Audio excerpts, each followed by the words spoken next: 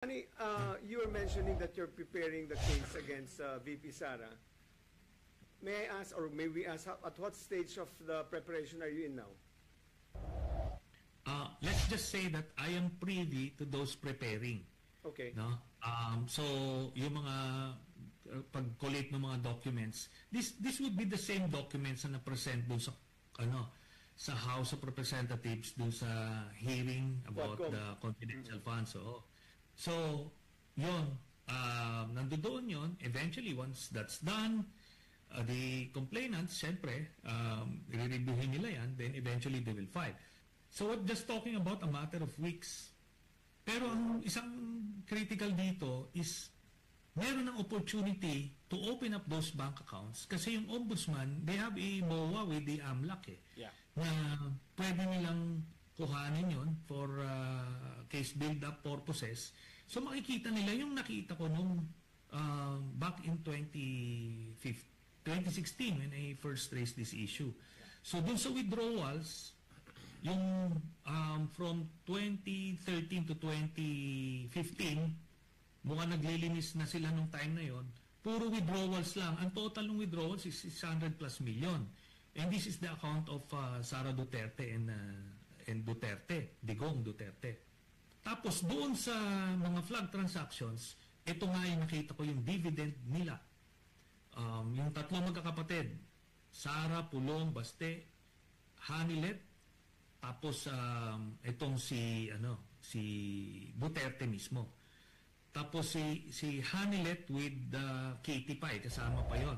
So meron every 6 months, meron silang dividendo, 10 million each roughly sila. From this drug lord na partner ni Michael Yang na in-identify ni Las Cañas at yun na, pati dun sa iba't ibang reports, lumabas yun, si Sammy Uy. So yun kasi, ang tanong dito, when she was mayor, tumatanggap siya ng ganong dividendo. Maliwanag kasi dahil manager's check napangalan sa kanila. Nakapangalan sa kanila. Kaya hindi nila ito madidispute kasi alam nila na totoo yung sinasabi ko. Which begs the question, so far that what you have seen, how much is the total amount that you have seen so far? I mean, it's just a curious thing that you are very knowledgeable about all these amounts and all the transactions. I have actually 2 questions for you. What's the total amount? And number 2, how the hell did you see all these transactions? Yung sa ano ba yan? Parang ini-incriminate ko na yung sarili ko. Hindi. Okay.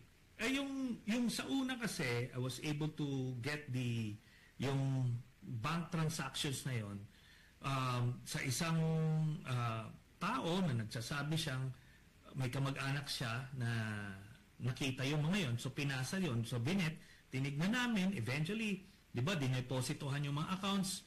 And si Duterte mismo, during the campaign, admitted na totoo yung mga bank accounts na sinabi. So, everything doon, yun na. So, yun yung nakita ko. Ngayon, to answer your first question, kung magkano, depende yun. Doon sa time frame na yun, dun sa when mayor pa lang siya ng Davao, si Duterte, ito kasi set aside money lang ito Nakita ko parang iba ito. Ano ibig sabihin ng set aside money, Sunny? Sorry. Parang ano lang niya. Kaya the way it was set up, ang joint account sila ni Sara, if Digong Duterte and Digong Duterte and Sara Duterte. So meaning, pwede mag-withdraw si Digong Duterte at any time, pero si Sara hindi. Oh, okay. So pero if anything happens to him, lahat yon makukuha ni Sara. Parang lang niya yun, parang set aside money for emergency purposes. So how much is the set aside money that you were describing? Total at the very least, at that time? At the very least, kung nag-withdraw sila ng total of 600 plus million, masunod-sunod, walang pumasok, puro withdrawal lang. So, ibig sabihin, hindi bababa ng 600 million yon. yung one account na yon. Tapos meron pa kasing mga dividendo sa ibang accounts. Yung nga, ang dividendo nakita natin is 150 million in total, ano? Kasi, on the dot, every 6 months, At nalaman natin, yun na nga, itong dividendo ito from the illegal drug trade nung kila Michael Yang, kila Sammy Uy, doon sa Davao City. Now, fast forward tayo dito. Ngayon, marami pang pumasok dyan. Ako, estimate ko lang. When you say fast forward, what is can you give a more or less definite time period? By the time na they step down ng So end ng Duterte term. Oo, sa end ng Duterte term, ito,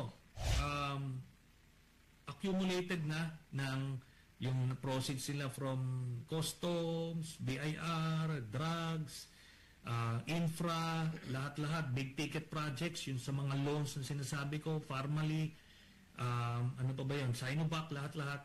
Si Digong would have accumulated at least 300 billion pesos. Wow. Yun yung sa kanya. Grabe. No. So, yan yun.